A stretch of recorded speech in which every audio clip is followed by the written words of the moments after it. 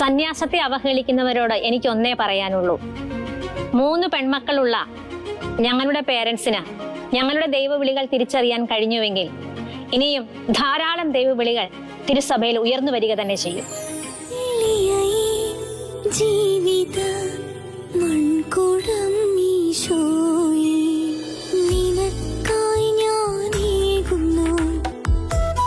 എൻ്റെ ദേവാലയ ശുശ്രൂഷയുടെ 50 വർഷം പൂർത്തിയാകുന്ന ഈ വേളയിൽ ദൈവം ഞങ്ങൾക്ക് ദാനമായി നൽകിയ ഈ 3 മക്കളും കർത്താവിന്റെ മണവാട്ടികളാണ്.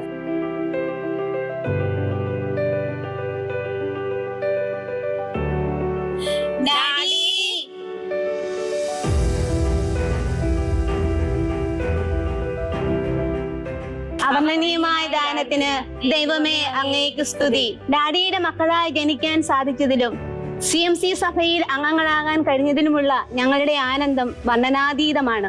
താൻ എന്തായിരിക്കുന്നുവോ അത് ദൈവമഹത്വത്താലാണ് എന്ന വചനത്തോട് ചേർത്ത് പിടിച്ച് ദൈവ ശുശ്രൂഷയുടെ 50 വർഷം പിന്നിട്ട അപ്പച്ചൻ ചേട്ടന്റെയും അപ്പച്ചൻ ചേട്ടന് ദൈവം സമ്മാനമായി നൽകിയ 3 പെൺമക്കളും ഇന്ന് ദൈവത്തിന്റെ മണവാട്ടിമാരാണ്. അൾത്താര ശുശ്രൂഷയായുള്ള തന്റെ 50 വർഷക്കാല ജീവിതത്തിലേക്ക് പിന്തിരിഞ്ഞു നോക്കുമ്പോൾ അഭിമാനം മാത്രമേയുള്ളൂ ജോസഫ് എന്ന ഈ അപ്പച്ചൻ ചേട്ടന്. ദൈവത്തിനു വേണ്ടി താൻ ഒരു ചുവട് മാറ്റിവെച്ചപ്പോൾ അതിന് 1000 ഇരട്ടിയായാണ് ദൈവം പ്രതിഫലം തന്നത്. അതിന്റെ ഉത്തമ തെളിവാണ് അപ്പച്ചൻ ചേട്ടന്റെ 3 പെൺമക്കളും കന്യാസ്ത്രീകളായി ദൈവവേല ചെയ്യുന്നത്. യേശുവിന്റെ സുവിശേഷവുമായി ലോകത്തിന്റെ വിവിധ ഭാഗങ്ങളിൽ സേവനം ചെയ്യുന്ന സിസ്റ്റർ ചെറുപുഷ്പം, സിസ്റ്റർ ശാന്തി ജോസഫ്, സിസ്റ്റർ നിത്യ ജോസഫ് എന്നിവർ ദൈവസ്നേഹത്തിന്റെ ഉത്തമ ഉദാഹരണങ്ങളാണ്. വിശുദ്ധി തൻ പളുങ്കു പാത്രമേ,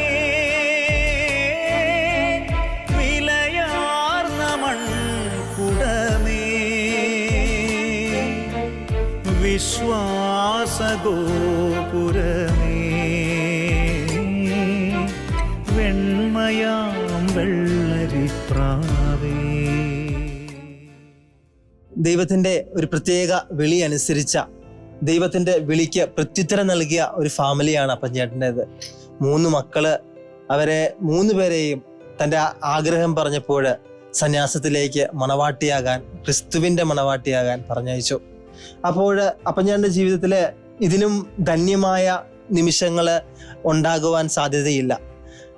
എന്താണ് 3 മക്കളും ദൈവവിളിക്ക്, അവർക്ക് ലഭിച്ച ദൈവവിളിക്ക് ഉത്തരം കൊടുക്കാൻ അപ്പച്ചേട്ടനും അവർക്ക് പ്രേരകമായി തീർന്നത്? ഷക്കിന ന്യൂസിനോട് എനിക്ക് ഈ മക്കളുടെ ദൈവവിളിയെ കുറിച്ച് എന്നോട് ചോദിച്ചപ്പോൾ എനിക്ക് അതിന് പറയാൻ പറ്റുന്ന ഒരു ഉത്തരം ഇതാണ്.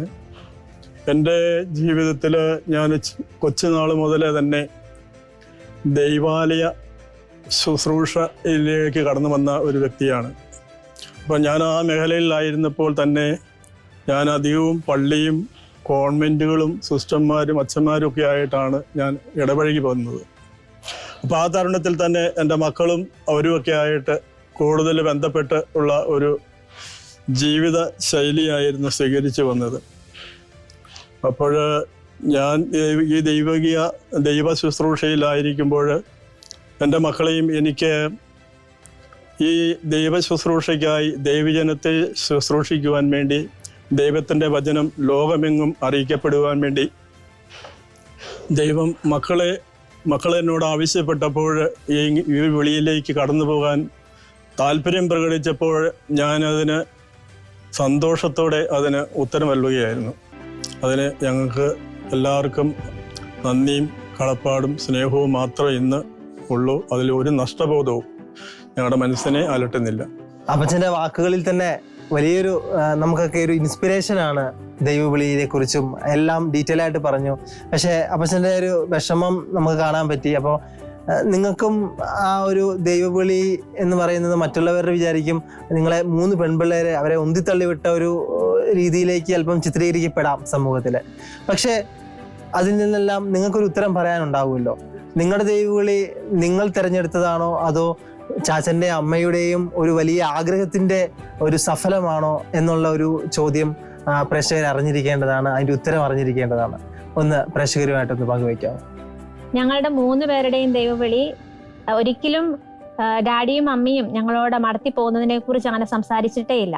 കുഞ്ഞുനാൾ തൊട്ട് വളർന്ന് ഡാഡി ദേവാലയ ശുശ്രൂഷയാണ്, പിന്നെ മമ്മി ഞങ്ങളെ എന്നും രാവിലെ സപ്ര നമ്മുടെ വീടുകളിൽ സാധാരണ ഉണ്ടാകുന്നതല്ല. മമ്മി ഞങ്ങളെ 5 മണിക്ക് ഡാഡി പള്ളിയിൽ പോകുന്ന സമയത്ത് ഞങ്ങളെ 3 പേരെയും മുന്തിത്തള്ളി വിളിച്ചെഴുന്നേപ്പിച്ച് കഴിഞ്ഞ ഉടനെ ഞങ്ങളെ കൊണ്ട് പ്രാർത്ഥന ചെല്ലിപ്പിക്കും. ഞങ്ങളുടെ പ്രാർത്ഥനയുടെ ഒച്ച കേട്ടിട്ടാണ് അയൽപക്കക്കാരെ എല്ലാം എഴുന്നേക്കുന്നത്. അപ്പം എന്നും മമ്മിയോട് പറയും, ചിലവ് ചേച്ചിയുടെ പിള്ളേരുടെ പ്രാർത്ഥന കേട്ടിട്ടാണ് ഞങ്ങൾ എല്ലാവരും എഴുന്നേക്കുന്നതെന്ന്. പിന്നെ ഞങ്ങൾക്ക് ഓർമ്മ വെച്ച നാൾ മുതൽ ഞങ്ങളെ കുർബാനയ്ക്ക് വിടുമായിരുന്നു. ഞാനിപ്പം മനസ്സിലാക്കുന്ന ഒരു കാര്യം എന്ന് പറഞ്ഞാൽ, വലുതായി കഴിയുമ്പോൾ ചിന്തിക്കുന്ന ഒരു കാര്യം എന്ന് പറഞ്ഞു കഴിഞ്ഞാൽ, ഞങ്ങളുടെ 3 പേരുടെയും ദൈവവിളിയുടെ മെയിൻ അടിസ്ഥാനം എന്ന് പറയുന്നത് വിശുദ്ധ കുർബാനയാണ്. ഡാഡിയും മമ്മിയും വളരെ പക്ഷേ സന്യാസത്തെക്കുറിച്ച് നെഗറ്റീവായിട്ട് ഒരിക്കലും ഞങ്ങളോട് പറഞ്ഞിട്ടില്ല.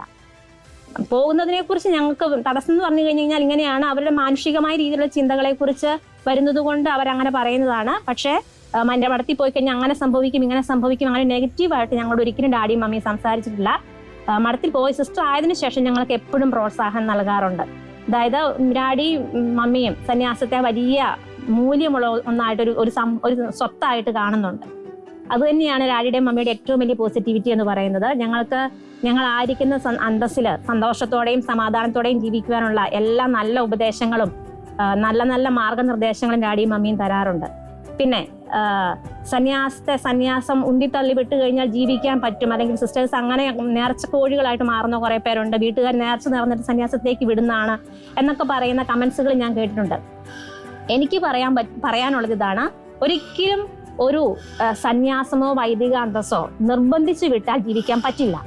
അത് ദൈവത്താൽ കിട്ടപ്പെടുന്ന ഒരു ദാനം തന്നെയാണ്. അങ്ങനെ ഒറിജിനൽ വിളി കിട്ടിയവർക്ക് മാത്രമേ സന്യാസത്തിലും വൈദിക അന്തസ്സിലും ജീവിക്കാൻ പറ്റുള്ളൂ. അല്ലാത്തവർക്ക് ഇത് ജീവിച്ചു തീർക്കാൻ പറ്റില്ല. സന്യാസത്തിന്റെയും വൈദിക ജീവിതത്തിന്റെയും ആസ്വാദ്യത അനുഭവിക്കാൻ പറ്റില്ല എന്നതാണ് എൻ്റെ അനുഭവം. ഡാഡിയുടെ 3 മാലാഖമാരും ഈശോയുടെ മണവാട്ടിമാരും നല്ല പാട്ടുകാരാണെന്ന് ഞാനിവിടെ വന്നപ്പോൾ അറിയുകയുണ്ടായി. സിസ്റ്റേഴ്സിന്റെ പാട്ട് കേൾക്കാനും അതുപോലെ തന്നെ കുർബാനയിലൊക്കെ ഒരു സ്വർഗീയ സംഗീതമാണ് ഇവർ പാട്ട് പാടുമ്പോൾ മറ്റുള്ളവർക്ക് ഫീൽ ചെയ്യുന്നതെന്ന് നിരവധി ആളുകൾ പറയുകയുണ്ടായി. അപ്പോൾ നമുക്ക് അവരുടെ ഒരു പാട്ട് കേൾക്കാൻ വേണ്ടി പ്രേക്ഷകർക്ക് വളരെ വലിയ താല്പര്യമാണ്. അപ്പോൾ ഈശോയുടെ ഒരു നല്ല ദൈവാനുഭവത്തിന്റെ ഒരു പാട്ട് ഇവിടെ പാടാവും. ദൈവസ്നേഹം വന്നിച്ചിടാൻ വാക്കുകൾ പോരാ, നന്ദി ചൊല്ലി തീർക്കുവാനീ ജീവിതം പോരാ. കഷ്ടപ്പാടിൻ കാലങ്ങളിൽ രക്ഷിക്കുന്ന സ്നേഹമോത്താൽ എത്ര സ്തുതിച്ചാലും മതി വരുമോ. ദൈവസ്നേഹം വന്നിച്ചിടാൻ വാക്കുകൾ പോരാ, നന്ദി ചൊല്ലി തീർക്കുവാനീ ജീവിതം പോരാ. സിന്ധു, ബിന്ദു, ടിൻഡു ഈ 3 പെൺകുട്ടികള് ഈശോയുടെ കുഞ്ഞുമക്കള് ആ സമയത്ത് ദൈവവിളി സ്വീകരിക്കാൻ വേണ്ടി ഇടയായി. അപ്പച്ചേട്ടൻ്റെ ജീവിതത്തില് ഫാമിലിയില് നിങ്ങൾ പരസ്പരം സംസാരിക്കുമ്പോഴൊക്കെ ഇവരുടെ ജീവിതത്തിൽ മറക്കാൻ പറ്റാത്ത എന്തെങ്കിലും അനുഭവങ്ങൾ ഒന്ന് പ്രേക്ഷകരുമായിട്ട് പങ്കുവയ്ക്കാമോ? ഇവര് 3 പേരും മഠത്തിലേക്ക് പോകുന്നപ്പോൾ ഉണ്ടായ എൻ്റെ മനസ്സിൻ്റെ ഒരു ഫീലെന്ന് പറഞ്ഞാൽ, മൂത്ത മോള് സിന്ധു മഠത്തിൽ വന്ന് ഇവിടെ കൊണ്ട് വിട്ടിട്ട് ഞങ്ങൾ തിരിച്ച് മടങ്ങി വീട്ടിലേക്ക് പോകുന്ന ഒരു രംഗമുണ്ട്. ആ സമയത്ത് മോളോട് യാത്ര പറഞ്ഞ് ഞങ്ങൾ പിരിയുന്ന സമയം സിന്ധു ഡാഡി ഞാനും വരുവാന്നും പറഞ്ഞ് ഉറക്കെ കരഞ്ഞുകൊണ്ട് ഞങ്ങളുടെ പിന്നാലെ വരുന്ന ഒരു ഓർമ്മ. അപ്പോൾ ഞാൻ പറഞ്ഞു, മോള് ഇങ്ങോട്ട് മഠത്തിലേക്ക് വന്നതല്ലേ, അപ്പോൾ അതുവരെ ഈ പിള്ളേരെ സംബന്ധിച്ച് ഞങ്ങളെ വിട്ടുപിരിഞ്ഞ ഒരു ദിവസം പോലും വീട്ടിൽ നിന്ന് മാറിയിട്ടില്ല. അപ്പോൾ പെട്ടെന്ന് ഇവിടെ കൊണ്ടുവന്ന് വിട്ട് തിരിച്ചു പോകുമ്പം ഞങ്ങൾക്കും മനസ്സിൽ ഒത്തിരി വിഷമമുണ്ട്. പക്ഷേ അതൊന്നും കാണിക്കാതെ, കൊച്ചനെ കാണിക്കാതെ തിരിച്ച് ഞങ്ങൾ പോവുക. അപ്പോഴാണ് കൊച്ചു തിരിച്ച് ഞങ്ങളുടെ കൂടെ തിരിച്ചു പോരുക എന്നുള്ള ഒരു ഫീല് കാണിക്കുക. അപ്പം ഞാൻ പറഞ്ഞു, മോളെ ഇങ്ങോട്ട് വന്നതാണ്, മോളെ ഇവിടെ നിൽക്കുക. അപ്പം ബാക്കി സിസ്റ്റർമാർ അവരിറങ്ങി വന്ന്, മോളെ ഇങ്ങോട്ട് പോരെ, ഡാഡി മമ്മിയൊക്കെ എപ്പം വേണമെങ്കിലും തിരിച്ചു വരും, മക്കൾക്ക് കാണാം, അല്ലെങ്കിൽ നിങ്ങൾക്ക് അങ്ങോട്ട് പോവാം, ഇങ്ങോട്ട് വരുമ്പോൾ കാണാം എന്നൊക്കെ പറഞ്ഞ് അങ്ങനെ സമാധാനിപ്പിച്ച് പുള്ളീനെ കോൺവെൻറ്റിൻ്റെ ഉള്ളിലേക്ക് കടത്തിക്കൊണ്ടുപോയി. ആ ഒരു വിഷമതയെ പുള്ളി അന്ന് കാണിച്ചിട്ടുള്ളൂ. പിന്നീട് ഒരിക്കലും അങ്ങനെ ഒരു വിഷമമായ ഒരു അവസ്ഥ ഇതുവരെയും എന്നോട് ഷെയർ ചെയ്തിട്ടില്ല. അവിടെ ആയിരിക്കുന്ന അവസ്ഥ ഏറ്റവും സന്തോഷപ്രദമാണ് എന്ന് മാത്രമേ എന്നോട് ഷെയർ ചെയ്തിട്ടുള്ളൂ. പിന്നെ രണ്ടാമത്തത് ബിന്ദുമോളാണ്. ബിന്ദുമോളായി പറഞ്ഞതുപോലെ, ഞാൻ മുമ്പേ പറഞ്ഞതുപോലെ, ഈ പുള്ളി ആയിരുന്നു പഠിത്തത്തിൽ അല്പം താഴെ നിന്നത്. ഇവരെ രണ്ടുപേരെയും അപേക്ഷിച്ച് ബിന്ദു പഠിത്തത്തിൽ അല്പം താഴെയായിരുന്നു. എപ്പോഴും ഞങ്ങളുടെ കൂടെ വീട്ടിലെ എല്ലാ ജോലിക്കും ഞങ്ങളെ കട്ടയ്ക്ക് നിന്ന് സഹായിച്ചു പോകുന്ന ഒരു രീതിയായിരുന്നു ബിന്ദുമോൾക്ക്.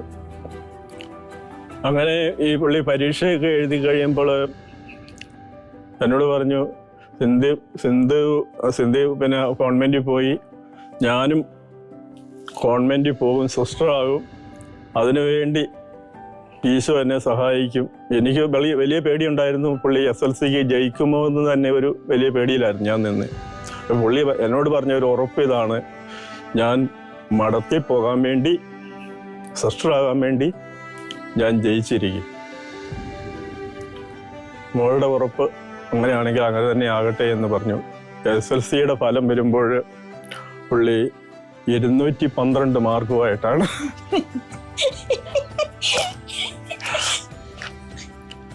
അപ്പോഴേ പുള്ളിക്ക് ഭയങ്കര ഹാപ്പിയായി, സന്തോഷമായി.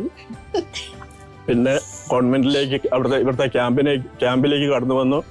ക്യാമ്പ് കഴിഞ്ഞ് തിരിച്ചു വന്നു. എങ്ങനെയുണ്ട് മോളെ? ഞാൻ കോൺവെന്റിലേക്ക് പോകുന്ന കാര്യം ഉറപ്പെന്ന് പറഞ്ഞു. അങ്ങനെ ഇങ്ങോട്ട് വരാനുള്ള സാധനങ്ങളെല്ലാം സെറ്റാക്കി അങ്ങനെ പുള്ളിയെ കൊണ്ട് കോൺവെന്റിലേക്ക് കടന്നു വന്നു. ഈ സിന്ധുവിനെ വിട്ട പോലെയല്ല, പുള്ളിയെ ഇവിടെ കൊണ്ട് വിട്ട് ഇവരിവിടെ വരുമ്പോൾ തന്നെ ഇവരുടെ ബാച്ചുകാരൊക്കെ വന്നിട്ടുണ്ടായിരുന്നു. അവരോട് കൂടി അന്നേരം തന്നെ പുള്ളി കമ്പനി ചേർന്നു പുള്ളിയിലേക്ക് പോയി. അപ്പം ഡാഡിയും മമ്മിയും പോകാൻ നേരത്ത് തിരിച്ച് മോളെ ഒന്ന് വിളിക്കാൻ നോക്കി പറഞ്ഞു. അവർ പറഞ്ഞു കൊച്ചു അവരുടെ കൂടെ പോയിട്ടുണ്ടെന്ന് പറഞ്ഞു. അപ്പം ഞങ്ങൾ സിസ്റ്റർമാരോട് പറഞ്ഞു പോകുന്നു, ബിന്ദുവിനോട് പറഞ്ഞാൽ ഞങ്ങൾ പോയി എന്ന് ഒരു വാർത്ത അറിയിച്ചേക്കാൻ പറഞ്ഞ് ഞങ്ങൾ തിരിച്ചു പോരുകയായിരുന്നു. ടിൻറ്റുമോള് ഇളയ മോളാണ്. അവളെ സംബന്ധിച്ച് ഈ രണ്ടുപേരും മഠത്തിലേക്ക് പോയി കഴിഞ്ഞപ്പം ഞങ്ങൾ രണ്ടുപേരും തനിച്ചാകും എന്നുള്ള ഒരു ഫീലുണ്ടായിരുന്നു. കാരണം ആൺമക്കളാരുമില്ല, ഇവരും 3 പെൺമക്കളാണല്ലോ. അപ്പോൾ എൻ്റെ മനസ്സിൽ അന്നുണ്ടായിരുന്ന ഒരു ഓർമ്മയും തീരുമാനവും ഒക്കെ, അവർ രണ്ടുപേരും കോൺവെൻറ്റിൽ പോയി, ഇനിയിപ്പോൾ ഇളയ മോൾ ഇവളാണ്. അപ്പോൾ ഇവള് 7ാം ക്ലാസ്സിൽ മുതൽ ഞാൻ മോളോട് പറയാൻ തുടങ്ങി, മോള് അവർ രണ്ടുപേരും കോൺവെൻറ്റിൽ പോയി, ചേച്ചിമാർ രണ്ടും പോയി എന്ന് പറഞ്ഞുകൊണ്ട് മോള് പോകാൻ വേണ്ടി ആഗ്രഹം പ്രകടിപ്പിച്ചേക്കരുത്, പറഞ്ഞേക്കരുത്. അപ്പം ഇതിപ്പോഴേ ഇങ്ങനെ പറഞ്ഞു. ഞാൻ 7-ലല്ലേ ആയുള്ളൂ. അത് കഴിഞ്ഞ് 8-ലായപ്പോൾ ഞാൻ ഇത് റിപ്പീറ്റ് ചെയ്തു. 9-ലായി, അന്നേരം ഇത് റിപ്പീറ്റ് ചെയ്തു. 10 കയറിയപ്പോൾ ഈ കാര്യം തന്നെ റിപ്പീറ്റ് ചെയ്തു. അപ്പോൾ ഈ മോൾ എന്നോട് ചോദിച്ച ഒരു ചോദ്യം ഇതായിരുന്നു, ഡാഡി എന്താണ് ഉദ്ദേശിക്കുന്നത്? എന്നെ കല്യാണം കഴിപ്പിച്ച് ഡാഡിയോട് മമ്മിയോടും ഒപ്പം ആയിരിക്കാൻ വേണ്ടിയല്ലേ ഡാഡിയും മമ്മിയും ഓർക്കുന്നത്? ഞാൻ പറഞ്ഞു, അത് തന്നെയാണ് ഓർക്കുന്നത്. അപ്പോഴ് ഡാഡി മമ്മി കല്യാണം കഴിപ്പിച്ച് കഴിഞ്ഞാൽ വേറൊരു ആളുടെ കീഴിലാണ് നമ്മൾ ജീവിക്കുക. ഭർത്താവിൻ്റെ പിന്നെ കീഴിലായിരിക്കണമെന്നുള്ള നിർബന്ധമുണ്ടല്ലോ. അപ്പോഴേ മോളെന്നോട് പറഞ്ഞു, അവരെ കല്യാണം കഴിച്ചു കഴിഞ്ഞാൽ ഭർത്താവ് പറയുന്നതനുസരിച്ച്, കെട്ടിയവൻ പറയുന്നതനുസരിച്ച് എനിക്ക് നീങ്ങാൻ പറ്റുള്ളൂ. അപ്പോൾ ഡാഡിനെയും അമ്മേനെയും ഒരു പക്ഷേ പ്രായമായി കഴിയുമ്പോൾ, അല്ലെങ്കിൽ നിങ്ങളെ ഏതെങ്കിലും അവസ്ഥയിൽ എനിക്ക് ശുശ്രൂഷിക്കണം എന്നൊരു അവസ്ഥ വന്നു കഴിഞ്ഞാൽ അവൻ പറഞ്ഞാലേ പറ്റുള്ളൂ. അവൻ പറഞ്ഞാലേ അതിന് പറ്റത്തുള്ളൂ. അവൻ്റെ അനുവാദം വേണം ഇതെല്ലാം ചെയ്യണമെങ്കിൽ. ഞാനിപ്പോൾ കോൺവെൻറ്റിലേക്ക് പോയാൽ അവിടുന്ന് എൻ്റെ സുപ്പീരിയേഴ്സ് ഈ കാര്യമൊക്കെ പറയുമ്പോൾ ഞങ്ങൾ അഥവാ ഞങ്ങൾ വന്നില്ലെങ്കിൽ അവിടെയുള്ള ഞങ്ങളുടെ സഹോദരിമാരാരെങ്കിലും വന്ന് നിങ്ങളെ വേണ്ട വിധം ശുശ്രൂഷിക്കും. അതിന് പിന്നെ കെട്ടിയവൻ്റെ അനുവാദമോ വീട്ടുകാരുടെ അനുവാദമോ അമ്മായിപ്പിൻ്റെ അനുവാദമോ അമ്മായിമ്മയുടെ അനുവാദമോ ഒന്നും ആവശ്യമില്ല. അവിടെ സുപ്പീരിയേഴ്സിൻ്റെ മാത്രം അനുവാദം മതി. അവർ ഞങ്ങളെ പറഞ്ഞു വിടും, നിങ്ങളെ പൊന്നുപോലെ നോക്കും. അപ്പം ഞാൻ പിന്നെ ഞാൻ മോളോട് നോ എന്നൊരു വാക്ക് പറയാൻ എൻ്റെ മനസ്സിൽ ഒരിക്കലും തോന്നിയിട്ടില്ല.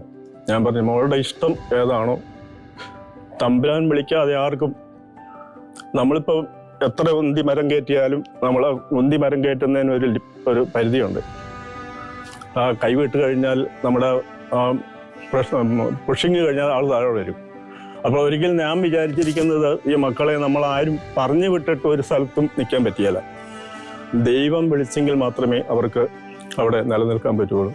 അപ്പോൾ ഇവര് 3 പേരും തിരഞ്ഞെടുത്തിരിക്കുന്ന വിളി ദൈവത്തിൻ്റെ ശക്തമായ വിളിയാണെന്ന് ഉള്ള ഉത്തമമായ ബോധ്യത്തിലാണ് അന്നും ഇന്നും ഞാൻ ഉറച്ചു വിശ്വസിച്ചുകൊണ്ട് അവർക്ക് വേണ്ടുന്ന എല്ലാ പ്രോത്സാഹനവും കൊടുത്തുകൊണ്ട് ഇന്ന് വരെ ഇവരോടൊപ്പം ഞങ്ങൾ നിന്നിരിക്കുന്നു. സിസ്റ്റേഴ്സ്, നിങ്ങൾക്ക് ദൈവവിളി ലഭിച്ചപ്പോൾ അപ്പച്ചനോട് ആദ്യമായിട്ട് പറഞ്ഞ നിമിഷങ്ങളിൽ അപ്പച്ചൻ്റെ ആ ഒരു ചിരിക്കുന്ന മുഖം ഒന്ന് പ്രേക്ഷകരുമായിട്ടൊന്ന് പങ്കുവെക്കാമോ? ഞാനാണ് വീട്ടിലെ മൂത്തയാള്. അപ്പം വളരെ ചെറുപ്പം മുതൽ തന്നെ എനിക്ക് ഒരു സിസ്റ്റർ ആകണമെന്നായിരുന്നു ആഗ്രഹം. ആരെ വലുതാകുമ്പോൾ എന്താണ് ആകുന്നതെന്ന് ആര് ചോദിച്ചാലും ഞാൻ പറയും എനിക്കൊരു സിസ്റ്റർ ആകണമെന്ന്. പിന്നെ ചെറുപ്പം തുടങ്ങി വീട്ടിലെപ്പോഴും സിസ്റ്റേഴ്സിനെ പറ്റിയും അച്ഛന്മാരെ പറ്റിയൊക്കെ വളരെ പോസിറ്റീവായിട്ട് സംസാരിച്ച് ഞാൻ കേട്ടിട്ടുള്ളൂ. പിന്നെ ഞാൻ ആദ്യമേ വായിക്കാൻ തുടങ്ങിയപ്പം ആദ്യമായിട്ട് വായിച്ച പുസ്തകം അൽഫോൺസാമയുടെ പുസ്തകമാണ്. ഏതാണ്ട് 2ാം ക്ലാസ് തുടങ്ങിയൊക്കെ ഞാൻ അക്ഷരങ്ങളൊക്കെ കൂട്ടി വായിക്കാൻ തുടങ്ങിയായിരുന്നു. ആദ്യം ഞാൻ വായിച്ചത് അൽഫോൺസാമയുടെ പുസ്തകമാണ്. പിന്നെ ബൈബിൾ ചിത്രകഥകളൊക്കെ വീട്ടിൽ അന്നത്തെ കാലത്ത് ഒത്തിരി ഉണ്ടായിരുന്നു. അപ്പോൾ ഉൽപ്പത്തി മുതലുള്ള ബൈബിൾ ചിത്രകഥകൾ ഞങ്ങൾ കണ്ടിന്യൂസ് ആയിട്ട് വായിക്കുമായിരുന്നു. പിന്നെ 10ാം ക്ലാസ്സിലേക്ക് എത്തിയപ്പം ഞങ്ങൾ പഠിപ്പിക്കുന്ന സിസ്റ്റേഴ്സ് ആയിരുന്നു. അപ്പോൾ ആൻസിയമ്മയായിരുന്നു എന്നെ 10ാം ക്ലാസ്സിൽ വേദാന്തം പഠിപ്പിച്ചത്. അപ്പോൾ ആൻസിയമ്മയോട് ഞാനൊരു ദിവസം എന്ന് പറഞ്ഞു, അമ്മ എനിക്കും സിസ്റ്റർ ആണെന്ന് പറഞ്ഞു. അപ്പം അമ്മ പറഞ്ഞു, കുഞ്ഞിപ്പം വരണ്ട, അവിടെ കല്ലും മുള്ളും ഒക്കെ ഉണ്ട്, ചവിട്ടി നടക്കാറായിട്ടില്ല, കുറച്ച് കഴിഞ്ഞിട്ട് വന്നാൽ മതി എന്ന് പറഞ്ഞു. ആൻസിയമ്മയാണെന്ന് എനിക്ക് തോന്നുന്നത് ഡാഡിയോട് പറഞ്ഞത്. പിന്നെ എന്നോട് പോകണ്ടെന്നൊന്നും പറഞ്ഞിട്ടില്ല, അതിന് സപ്പോർട്ട് തരികയും ചെയ്തിട്ടുള്ളൂ. ഞാൻ ഡാഡിയോട് നേരിട്ട് ഞാൻ മടക്കി പോകാമെന്ന് ഞാൻ പറഞ്ഞതായിട്ട് ഞാൻ ഓർക്കുന്നില്ല. പിന്നെ അതിനുള്ള സാഹചര്യങ്ങൾ എനിക്ക് ഒരുക്കി തരികയും പിന്നീട് ഞാൻ 10ാം ക്ലാസ് റിസൾട്ട് വന്ന് ഞാൻ മഠത്തിലോട്ട് വരികയാണ് ചെയ്തത്. എനിക്ക് 10ാം ക്ലാസ് കഴിഞ്ഞപ്പോൾ തൊട്ടേ ഏറ്റവും അതിയായ ആഗ്രഹമായിരുന്നു ഒരു സിസ്റ്റർ ആകണമെന്ന്. കാരണം നമ്മുടെ ചെറുപ്പത്തിൽ ഓർമ്മ മുതൽ തന്നെ നമ്മുടെ CMC സിസ്റ്റേഴ്സാണ് നമ്മുടെ അവിടെ ഉണ്ടായിരുന്നത്. അപ്പോൾ അവരിങ്ങനെ വിശുദ്ധവാനം കൊടുക്കുമ്പോഴും അവരിങ്ങനെ ലൈനായിട്ട് പോകുമ്പോഴൊക്കെ എപ്പോഴും വിചാരിക്കും അവര് ഇവിടുന്ന് സ്വർഗത്തിൽ നിന്ന് ഇറങ്ങി വന്ന് അന്ന് അവളൊരു പ്രതീകം പോലെയാണ് എനിക്ക് മനസ്സിലായിട്ടുള്ളത്. അപ്പം അവരെ കുറിച്ച് കാണുമ്പോൾ ഞാൻ ഓർക്കും, ദൈവമേ എനിക്കും അങ്ങനെ ഒരാളായി തീരണമെന്ന്. അങ്ങനെ അതിയായ ആഗ്രഹത്തോട് 10ാം ക്ലാസ് കഴിഞ്ഞപ്പോൾ തന്നെ ഞാൻ മഠത്തിപ്പോയി. പിന്നെ സിന്ധു മഠത്തിൽ പോയത് കൊണ്ട് തന്നെ ഒരു പ്രചോദനമായി, എങ്ങനെയാണ് അങ്ങോട്ട് പോകണം, ആ മഠത്തിൽ തന്നെ പോകണം, അങ്ങനെ മഠത്തിൽ പോയി ഒരു വിശുദ്ധയായി സിസ്റ്ററായി ജീവിക്കണം എന്നൊരാഗ്രഹം ഉണ്ടായിരുന്നു. അതോടൊപ്പം തന്നെ വീട്ടിലാണെങ്കിലും ഡാഡിയുടെയും മമ്മിയുടെയും ജീവിതവും മാതൃകയൊക്കെ ഒത്തിരിയേറെ പ്രാർത്ഥനയും സന്തോഷവും മാതൃകയൊക്കെ പകരുന്നൊരു ജീവിതമായിരുന്നു. അതുകൊണ്ട് തന്നെ ഈശോയുടെ ഏറ്റവും പ്രിയപ്പെട്ട മകളായി തീരണമെന്ന് ആഗ്രഹിച്ചു, ഒത്തിരിയേറെ സന്തോഷിക്കുകയും ചെയ്തു. അങ്ങനെ ഒരു ആഗ്രഹമാണ് ഇപ്പോൾ ഈ CMC സന്യാസ സഭയിൽ ഒരു സിസ്റ്ററായിരിക്കുവാൻ എന്നെ പ്രചോദിപ്പിച്ചതും ഞാനായിരിക്കുന്നതും. ഞാൻ വിചാരിക്കുന്നത്, എന്നെ കാണുമ്പോൾ എല്ലാവരും പറയുമായിരുന്നു മടത്തി പോകരുതെന്ന് പറയണം. ചേച്ചിമാർ 2 പേരും ഓൾറെഡി പോയി കഴിഞ്ഞു, നീ ഡാഡിയെ മമ്മിയെ നോക്കാൻ ആരുമില്ല, അതുകൊണ്ട് നീ മടത്തി പോകരുത്, ഡാഡിനെ മമ്മിയെ ഞങ്ങളൊന്നും നോക്കിയല്ല എന്നിങ്ങനെ പറയുമായിരുന്നു. പിന്നെ എനിക്ക് പരിചയമില്ലാത്തവരെല്ലാം ആദ്യമേ എന്നെ കാണുമ്പോഴേ ചോദിക്കുന്നതായിരുന്നു, നീ മടത്തി പോകുക അല്ലേ?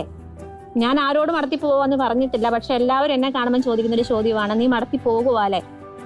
എനിക്ക് പരിചയമില്ലാത്തവരെല്ലാം എന്നോട് അങ്ങനെ ചോദിച്ചു കഴിഞ്ഞപ്പോൾ അതെന്നെ ചിന്തിപ്പിച്ചു. എന്തുകൊണ്ടാണ് അങ്ങനെ ഒരു ചോദ്യം എല്ലാവരും എന്നോട് ചോദിക്കുന്നത്? യഥാർത്ഥത്തിൽ മറ്റുള്ളവരിലൂടെ അങ്ങനെ വന്നൊരു ചോദ്യമാണ് എൻ്റെ ദൈവവിളിയെക്കുറിച്ച്, എനിക്ക് ദൈവവിളി ഉണ്ട് അല്ലെങ്കിൽ ഞാൻ മടത്തി പോകണം എന്നൊരു ചിന്തയിലേക്ക് എന്നെ നയിച്ചത്. കാരണം ഡാഡിയും അമ്മയും ഇട്ടിട്ട് വരിക എന്നെ എന്നത് എന്നെ സംബന്ധിച്ച് വളരെ ബുദ്ധിമുട്ടുള്ളൊരു കാര്യമായിരുന്നു. അന്ന് 10ാം ക്ലാസ് വരെയും ഡാഡിയും അമ്മയും എന്നെ നോക്കിക്കൊണ്ടിരുന്ന ഒരു കുഞ്ഞു കൊച്ചിനെ എങ്ങനെ നോക്കുന്നു അതുപോലെയായിരുന്നു. എല്ലാ ദിവസവും വിളക്ക് കത്തിച്ച് വെച്ച്, ഞാൻ കിടക്കുന്ന മുറിയിൽ വിളക്ക് കത്തിച്ച് വെച്ച് ഉറങ്ങുന്നത് വരെ ഡാഡിയും അമ്മയും വരും. നേരം വിളിക്കുമ്പോഴേ ഡാഡി വന്ന് എന്നെ വിളിച്ചെഴുന്നേൽപ്പിക്കും. അപ്പോൾ ഡാഡിയും അമ്മയും കാണാതെ ഇരിക്കുക, അവരെ വിട്ടിട്ട് പോരുക എന്നുള്ളത് എന്നെ സംബന്ധിച്ച് വളരെ ബുദ്ധിമുട്ടുള്ള കാര്യമായിരുന്നു. പക്ഷേ എന്തുകൊണ്ടോ ദൈവം വിളിച്ചു കഴിഞ്ഞാൽ നമുക്ക് ഇതൊന്നും തടസ്സമായി മാറില്ല എന്നൊരു ചിന്ത എൻ്റെ മനസ്സിലേക്ക് വന്നു.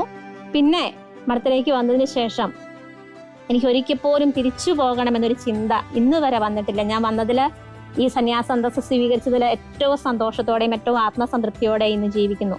ചിന്നമ്മച്ചി 3 മക്കളും അപ്പച്ചനും ദൈവവിളിയുടെ ഒരു വലിയ കോള് ലഭിച്ച വ്യക്തികളാണ്. അപ്പം അതിനൊരു മറിയമാകുവാൻ ചിന്നമ്മച്ചിക്ക് സാധിച്ചു എന്നതിൽ ഒരു വലിയ ദൈവത്തിന്റെ അനുഗ്രഹം തന്നെയല്ലേ? അപ്പം ഈ 3 മക്കളും കന്യാസ്ത്രീ ആകാൻ ഈശോയുടെ വിളിക്ക് മണവാട്ടിയാകാൻ പോയി.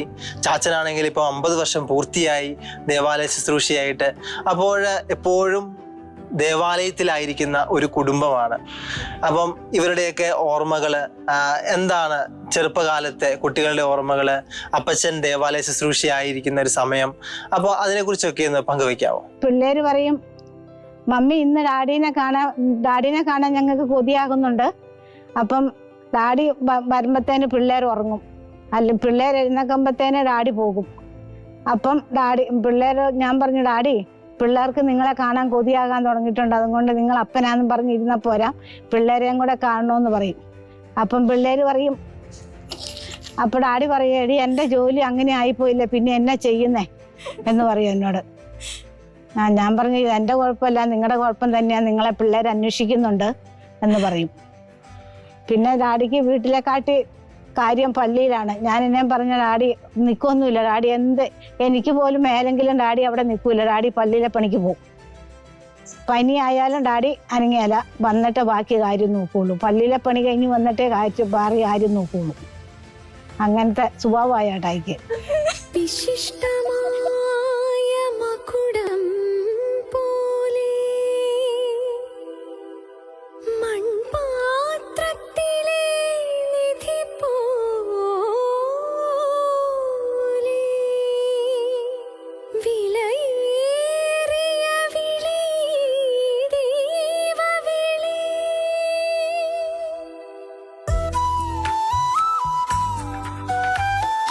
ഔന്നന്യമായ ദാനത്തിന് ദൈവമേ അങ്ങേക്ക് നന്ദി. കഴിഞ്ഞ 50 വർഷക്കാലം ദേവാലയ ശുശ്രൂഷ ചെയ്ത് ഇന്ന് ഗോൾഡൻ ജൂബിലി നിറവിലായിരിക്കുന്ന അപ്പച്ചേട്ടന് എല്ലാവിധ നന്മകളും ജൂബിലിയുടെ ആശംസകളും ഏറെ സ്നേഹത്തോടെ നേരുന്നു. തനിക്കുണ്ടായ 3 മക്കളെയും കർമ്മസഭയ്ക്ക് ദാനം ചെയ്ത് സന്തോഷത്തിലായിരിക്കുന്ന അപ്പച്ചേട്ടനോടൊപ്പം ഞങ്ങളും സന്തോഷിക്കുന്നു.